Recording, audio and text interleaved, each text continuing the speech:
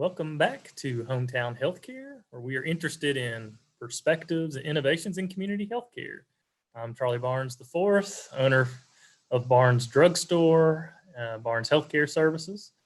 We are in Valdosta, Georgia, but operate throughout Georgia and North Florida. Today, I had a little thought around lifestyle changes. I think this is the big thing in healthcare if we're looking to move forward, is it becomes very central on changing behaviors, right? We can give access to care. It's an absolute must. We can take great care of catastrophic individuals, get into car wrecks and brain injuries and genetic defects. And the United States is number one, I think, in those regards, do very, very well. But when we look at chronic disease, which takes up the vast majority of our spend and our efforts in healthcare, it comes down to the biggest effects is lifestyle change. So I wanted to give a personal story around that today. At one point, when I was a teenager, I was very much a sodaholic. I think that term is growing in popularity. I could drink a case or a 6-pack of Mountain Dew in a day without a problem. Drink a couple before going to bed. They didn't even have to be cold. So it was a problem.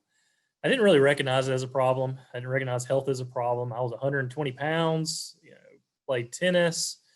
So I was working out at a high level and using a lot of energy. And, quite frankly, I was like, fat almost seems like good. I was like, I don't think I can get fat. So good in the sense that, gaining some weight. But at some point I recognized, probably when I was closer to 20, that it was not a good thing to be drinking all these soft drinks. And it was a bad problem. And I made the change. The first change I made was I got it out of the house. That allowed me to limit my soda intake to 1 a day. Still very addicted to it, hard to get off of it. Another thing that happened in this time period is I got married, which was awesome. And my wife brought a healthier culture and instilled some healthier meals into my life and increased the palette of food that I like. I was very much raised a Southern Georgia meat and potatoes guy and didn't really eat vegetables.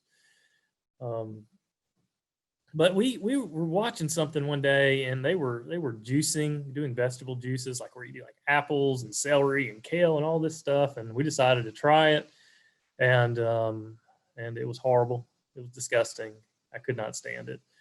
Actually, one of the ones you tried is beets, and I don't know if anyone has tried beets and thinks they taste like dirt. That's exactly what it tastes like to me. I was not a fan of so many different foods, and we stopped, and then we started back about 6 months later. For some reason, we actually stuck with it. And it was a really good experience after the first month.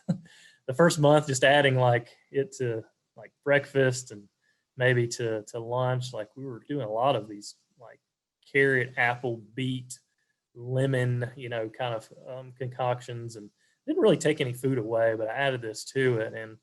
And anyway, long story short, after about 45 days, close to 60 days of doing that, somehow I put down the Coca-Cola, because I was drinking Coke, not Mountain Dew, because you don't know, that's a step down, from Mountain Dew. So I was definitely in that. But I've been drinking at least 1 a day, probably for 5 or 6 years at that point, stepping down from when I was really bad. And I put it down. And quite frankly, I haven't had a soft drink since then. And that's been about 8 or 9 years ago. So with that, I'm a recovering sodaholic, and I'm proud recovering sodaholic. The consequences of doing that, over the next year, I lost 40 pounds. Felt a lot better.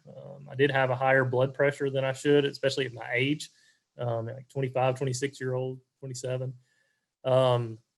So it, feel so much better doing that, and I kept with it. And then I did gain a little bit weight back. And, but anyway, I was able to quit soft drinks, and it made a big change in my life. And that's what's going to take. That's those type of activities, what's going to take for us to move forward and reduce our cost in healthcare spend and improve the quality of life, is we have to make the change ourselves. And we made that commitment. Could never have done it without my wife. So we need a support system. I think that's absolutely critical. And I didn't change the meals very much. I don't think we reduced our plate too much. We may have done a little bit of that during that year, but seriously, 40 pounds. You feel better. You feel like moving more. So you may move a little bit more from an exercise standpoint, but that one thing was the catalyst for me of making that big change. in my life, and it continues on today. So with that, just think about what you can do that could make the biggest impact in your health if you're feeling like you could have a lot of room to improve. Because one thing can make a big difference. So thank you for joining me today with Hometown Healthcare, and I look forward to speaking to you next time.